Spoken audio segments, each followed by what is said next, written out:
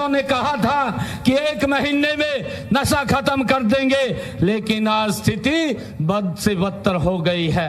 साथियों, हमें इस बात को समझना है, जिन्होंने बड़े बड़े वायदे किए सी, आज खाली वायदे ही उन्होंने दे रह गए ने। पंजाब में आज कानून व्यवस्था दा की हाल है, उदा कानून व्यवस्था दा नामो निशान ही नहीं है। फिरौती और गैंगवार व्यापारियों का जीवन जीना यहाँ के इस लॉ एंड ऑर्डर की व्यवस्था ने, कानून व्यवस्था ने जीना दूभर कर दिया है। जब तक पंजाब में कानून का डर नहीं होगा, तब तक यहाँ नया निवेश भी नहीं आएगा। साथियों, बिना निवेश के हमारे युवाओं को रोजगार भी नहीं मिलेगा।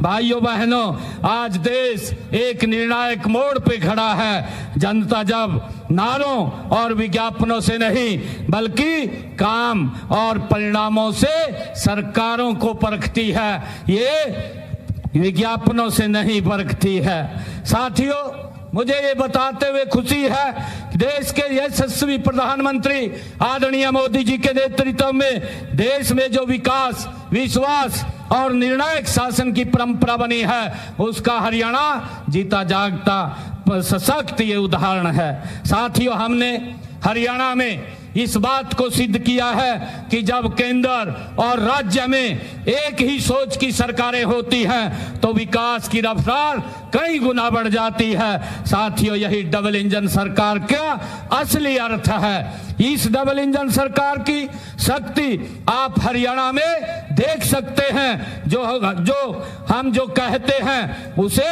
पूरा करते हैं, इसका परिणाम यह है। साथियों, मैं बताना चाहूंगा, पिछले विधानसभा चुनाव में मैंने हरियाणा के लोगों से 217 संकल्प किए थे और 217 में से 1 साल के अंदर मात्र हमने 60 संकल्पों को पूरा कर दिया है और 160 संकल्पों पे काम गति से चल रहा है। साथियों, आज मैं पंजाब की धरती में विशेष रूप से नारी शक्ति का मैं बात करना चाहूंगा। देश के यशस्वी प्रधानमंत्री आदरणीय नरेंद्र मोदी जी ने पानीपत में हरियाणा की ऐतिहासिक भूमि पर बीमा सखी योजना ओदा शुभारंभ किया सी। आत्मनिर्भर दिशा में ऐतिहासिक कदम आदरणीय प्रधानमंत्री जी ने उठाने का काम किया सी। हरियाणा में हजारों बहनें आज बीमा सखी बन करके सम्मानजनक आमदनी प्राप्त कर रही हैं। साथियों, इसके साथ ही हमने अपने संकल्प पत्र में एक और बात कही थी कि हम महिलाओं को 2100 रुपए देने का काम ये साडी सरकार करेगी। साथियों, मुझे खुशी है, मेरा जो पहला बजट था, उस पहले बजट के अंदर हमारी सरकार ने 5000 करोड़ रुपए का प्रावधान किया और मुझे खुशी है आज बताते हुए कि हरियाणा के अंदर हम महिलाओं को, बहनों को 2100 रुपए देने का काम ये साडी सरकार कर रही है। और आज तक मैंने 5 किस्तें बहनों के खाते में हरियाणा के बीच देने का काम किया और 850 करोड़ रुपया 5 किस्तां दे विच 10 लाख बहनों के खाते में पहुंचाने का काम ये साडी सरकार ने किया है। साथियों, किसान साडे देश की ये अर्थव्यवस्था दी ये रीढ़ की हड्डी है। हमारी नीतियों के केंद्र में हमारा अन्नदाता है। आज हरियाणा देश का पहला ऐसा राज्य है जो हमने अपने संकल्प पत्र में भी कहा था, मैंने हरियाणा के अंदर कहा था कि मैं हरियाणा के किसान की फसल को, पूरी की पूरी फसल, 24 की 24 फसल को एमएसपी पर खरीदने का काम ये हमारी हरियाणा सरकार करेगी। साथियों, मैंने उसका नोटिफिकेशन किया।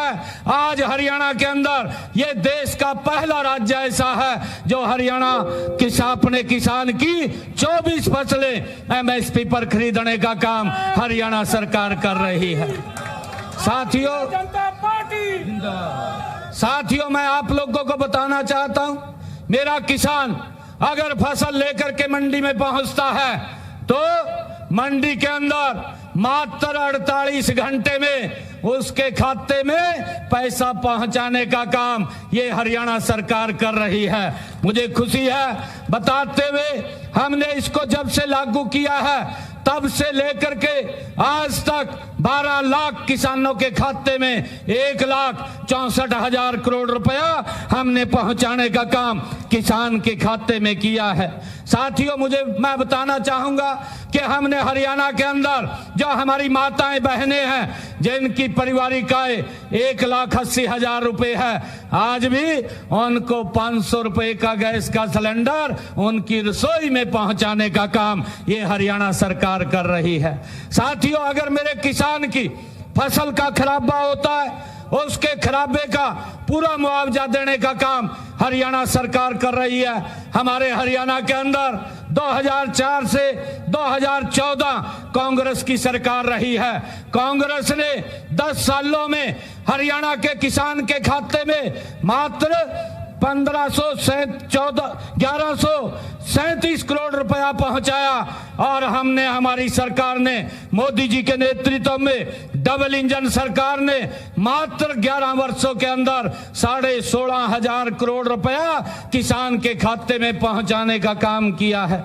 साथियों, अगर मेरे किसान की कोई भी फसल का खराबा होता है, प्राकृतिक आपदा के कारण हरियाणा सरकार पूरा मुआवजा पहुंचाने का काम करती है। साथियों, मुझे ये भी खुशी है कि हमने आदरणीय मोदी जी के नेतृत्व में आयुष्मान योजना उसको चलाया हुआ है। आयुष्मान योजना चिरायु योजना, जिन परिवारों की इनकम 3 लाख रुपए है, ऐसे परिवारों को 5 लाख रुपए तक का 1 साल के अंदर अपना इलाज कहीं भी करा सकता है, वो सुविधा हमारी सरकार ने दी है। साथियों, मुझे खुशी है हरियाणा के अंदर 1.5 करोड़ लोगों को आयुष्मान कार्ड हमने दिया है, और 27 लाख लोगों ने इस योजना के तहत अपना इलाज कराया है। हरियाणा सरकार ने 4,500 करोड़ रुपया उनके इलाज का देने का काम किया है। साथियों, यहाँ की सरकार जो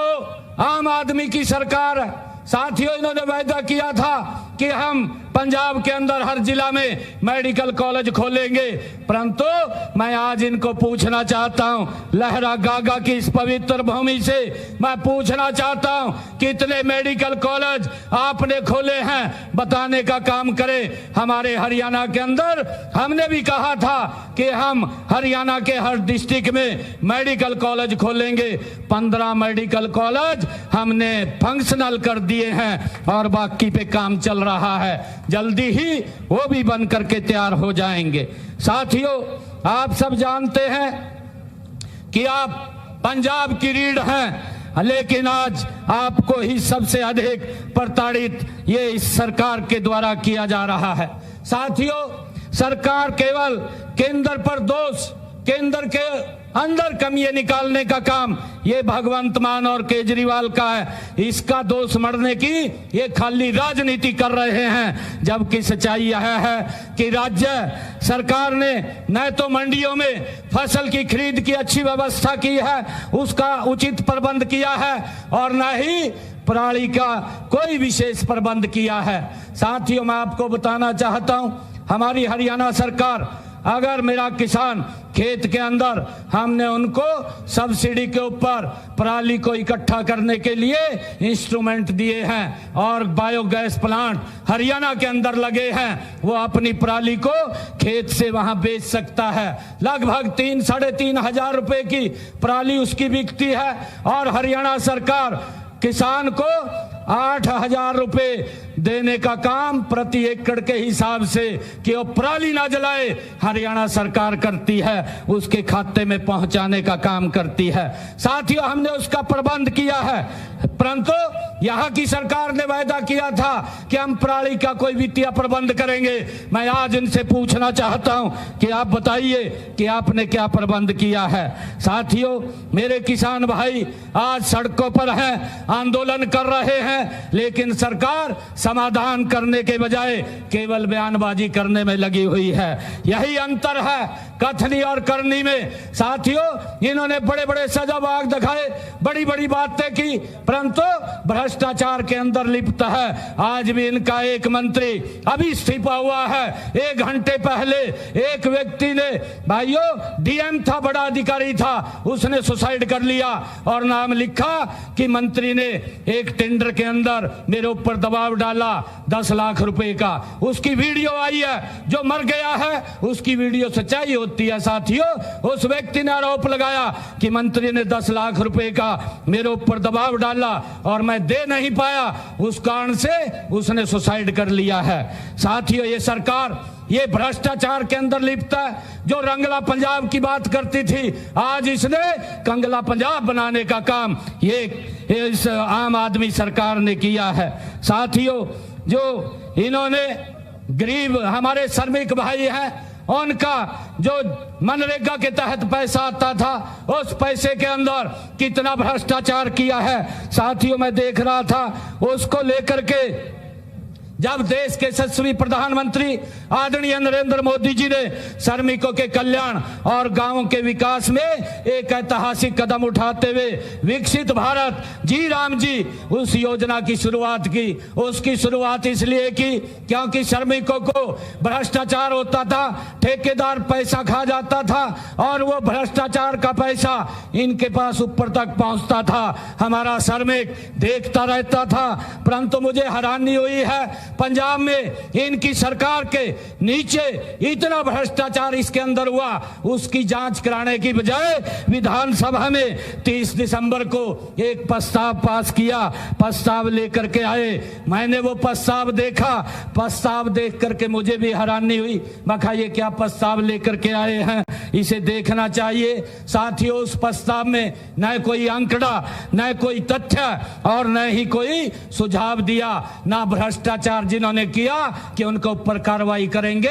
खाली केंद्र सरकार को दोषारोपण देने के लिए ये प्रस्ताव लेकर के आए हैं। साथियों, मैं आप लोगों से ये अपील करने के लिए आया हूं कि आने वाले समय के अंदर हम मिलकर के पंजाब को एक विकसित पंजाब आदरणीय मोदी जी के नेतृत्व में हमने मिलकर के बनाना है। आप पड़ोस के अंदर हरियाणा में देख रहे हैं, आदरणीय मोदी जी के नेतृत्व में हमारी सरकार निरंतर गति से काम कर रही है। और साथियों, इन्होंने युवाओं को जो वायदे किए थे युवाओं से कि हम रोजगार देंगे, परंतु रोजगार के नाम के ऊपर इन्होंने कुछ भी नहीं किया। मैंने तो पिछले दिनों कहा था कि आप एक श्वेत पत्र जारी करके बताइए कितने युवाओं को रोजगार दिया। साथियों, मैंने इस साल के अंदर हरियाणा में इसी साल में 37,000 युवाओं को मैंने रोजगार बिना पर्ची बिना खर्ची के देने का काम किया और अभी भी 13,500 नौकरियों के इंटरव्यू चल रहे हैं। साथियों, हमने कहा था कि हम हरियाणा में अपने टेन्योर के अंदर 2 लाख युवाओं को बिना पर्ची बिना खर्ची के रोजगार देने का काम करेंगे। और साथियों, हमने अभी तक 1 साल के अंदर 37,000 युवाओं को रोजगार देने का काम किया है। साथियों, मैं अभी गांव में था, महिलाएं मिली और मुझे बोल रही थी कि आप युवाओं को रोजगार देने का काम करें। आज आप सबके बीच में, पंजाब की इस पवित्र लोगों के बीच में ये गुरुओं की भूमि है, ये गुरुओं की भूमि जो हमारा मार्गदर्शन करती है। साथियों, मैं आपको विश्वास दिलाता हूं, आप नरेंद्र मोदी जी के नेतृत्व के अंदर आप यहां पर कमल के फूल की खेती करिए। जो योजनाएं हरियाणा के अंदर चल रही है वो सारी की सारी योजनाएं वो पंजाब के लोगों को भी मिलनी शुरू हो जाएंगी। साथियों, इन्होंने अपने घोषणा की थी कि हम बुजुर्गों को 1500 इनको पेंशन मिलती है, 2500 रुपए देने का काम करेंगे। मैं आज मान सरकार को पूछना चाहता हूं, आपका अंतिम बजट भी चला गया परंतु आपने बुजुर्गों को यह पेंशन बढ़ाने का काम नहीं किया। मैं हरियाणा के अंदर बताना चाहता हूं, हमारी सरकार बुजुर्गों को 3200 रुपए महीना देने का काम हमारी सरकार कर रही है। और यहाँ की सरकार जिन परिवारों की इनकम 60,000 रुपए है, ऐसे परिवार के बुजुर्गों को 1500 रुपए देने का काम करती है। मेरे हरियाणा के अंदर जिन परिवारों की इनकम 3 लाख रुपए है, ऐसे परिवारों के बुजुर्गों को 3200 रुपए देने का काम करती है। साथियों, मैं बताना चाहता हूं, बुजुर्गों को तो 3200 रुपए देते हैं, विधवाओं को और जिन लोगों की शादी नहीं हुई है ऐसे लोगों को भी साथियों हम 45 वर्ष से ज्यादा जिनकी इनका आयु है ऐसे लोगों को 3200 रुपए देने का काम करते हैं।